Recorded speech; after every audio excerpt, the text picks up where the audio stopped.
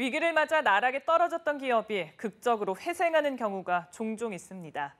반대로 잘 나갈 것만 같던 기업이 바뀐 환경에 적응하지 못해 위기를 맞는 경우도 많죠. 그런 모습이 두드러졌던 한 주 기업 소식, 기업 기상도로 살펴보시죠. 김종수 기자입니다. 한 주 기업 뉴스 리뷰 주간 기업 기상도입니다. 안보 상황만큼 궂은 날씨가 이어졌습니다. 남의 일인 줄 알았던 살충제 계란이 온 국민을 또 우울하게 만든 한 주였습니다. 그러면 이 한 주 어떤 기업 소식이 있었는지 차례로 살펴보겠습니다. 먼저 대우조선 해양입니다. 부도 직전까지 갔던 이 회사, 상반기 사상 최대 영업이익이란 극적 반전을 이뤘습니다.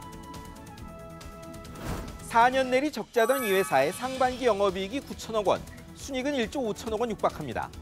밑질이라던 해양 플랜트 정상 인도되고 뼈를 깎는 구조 조정한 덕분입니다. 출자 전환으로 1,500%가 넘던 부채 비율은 248%가 됐고 재무제표는 적정 평가 나왔습니다. 하반기엔 더 좋답니다. 새 주인 찾기도 빨라질 수 있다 합니다. 하지만 정성립 사장님, 국민 혈세덕이란 사실은 잊지 마시기 바랍니다. 다음은 카카오뱅크입니다. 갓 출범한 이 인터넷 은행, 8월 가계대출이 전은행 1위입니다. 이달 들어 11일까지 19개 은행 가계대출 증가액이 2조 1,700억 원. 그런데 출범 한 달 안 된 이 은행이 5,400억 원으로 25% 휩쓸었습니다.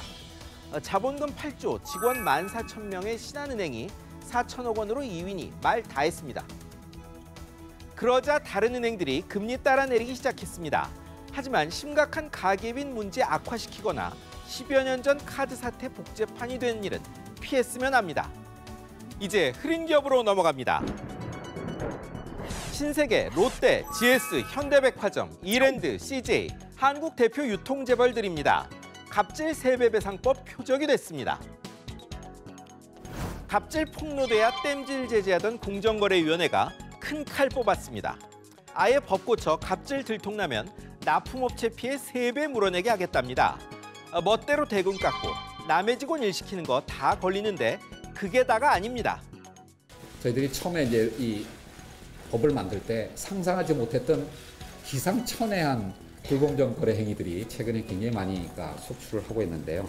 이제 그런 것과 관련해서 그 역시 루폴들을 메워가는 노력을 하기 위해서 복합 쇼핑몰들도 다 규제받습니다. 이제 규제 빠져나가는 미꾸라지 전략보다 정면 돌파가 필요한 때입니다. 이번엔 현대 기아차 보시죠. 판매 부진, 파업, 통상임금, 악재도 많은데 수익성마저 바닥권입니다.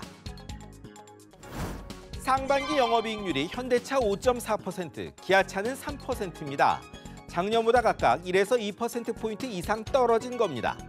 그런데 세계 유수 자동차 업체 12곳 비교하니 현대차가 9등, 기아차 꼴찌입니다. 사드로 중국에 못 팔고, 미국은 재고 늘고, 안마당 장사도 시원찮은데 리콜은 늘고, 참 어렵습니다. 현대기아차, 2000년대는 세계에서 제일 고속 성장하던 자동차 회사였습니다. 기업은 늘 잘 되기란 불가능합니다. 조속한 정상궤도 복귀를 기대합니다. 다음은 전체 보험사들입니다. 문재인 케어의 후폭풍에 직면했습니다. 건강보험 적용을 대폭 확대하는 일명 문재인 케어 하면 내줄 실손보험금 줄어드니 보험료 내리란 게 골자입니다. 보험료 자율화 틈타 올해만 20% 넘게 올렸는데 난감하겠죠. 정부는 지금 보험료가 적정한지 9월까지는 판정하겠답니다.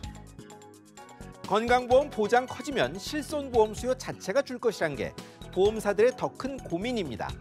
보험사 사장님들, 대폭 올린 보험료 무리하게 지키기보다 사업 설계 다시 필요하지 않을까요? 이번엔 IT 공룡 네이버입니다. 자산 5조 원 이상 공시대상 기업 집단 지정 앞둔 이 회사. 누가 총수냐를 놓고 신경이 곤두섰습니다. 재벌로 지정되면 동일인, 누가 총수냐도 정해야 합니다. 네이버 창업자 이혜진 전 이사회 의장이 공정위 찾아가 총수 없는 기업 집단으로 지정해달라 했답니다. 지분이 4.6%뿐인 자신은 총수 아니란 건데 민영화한 공기업 말고 총수 없는 재벌이 지정된 적이 없어 공정위가 고민입니다. 총수가 되면 일감 몰아주기 규제 받고 회사 잘못에 민형사 책임도 져야 합니다. 그걸 피하려는 게 아니냐는 관측입니다. 네이버 분들, 누가 네이버를 지배하나요? 한국 국민들이 독일 국민보다 일은 넉 달 더 하고 임금은 70%밖에 못 받는다는 경제협력개발기구 보고서가 있었습니다. 하지만 기업들은 임금 높다며 외국 나가겠답니다. 왜 그런지 꼭 한번 따져봐야 할 겁니다. 지금까지 주간 기업 기상도였습니다.